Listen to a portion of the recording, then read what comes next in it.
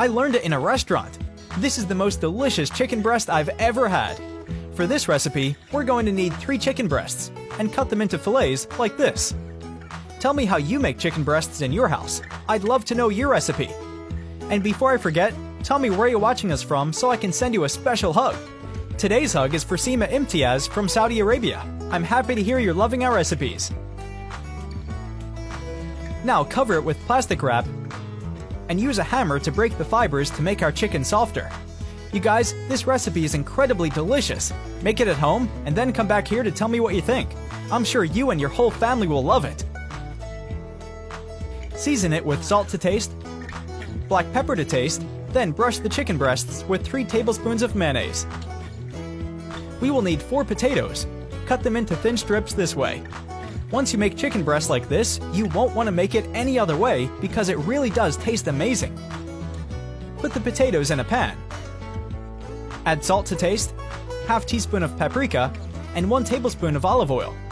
Take mozzarella cheese and cheddar cheese. Cut it like this.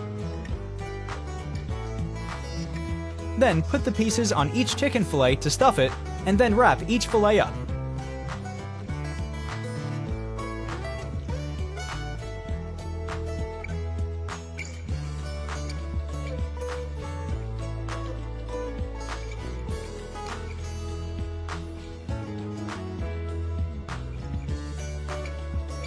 Put the stuffed chicken inside the pan on top of the potatoes.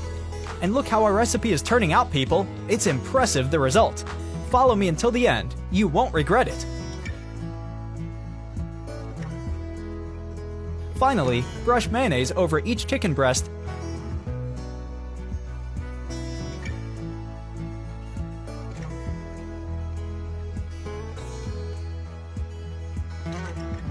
and bake it in the oven at 390 degrees Fahrenheit for 30 minutes.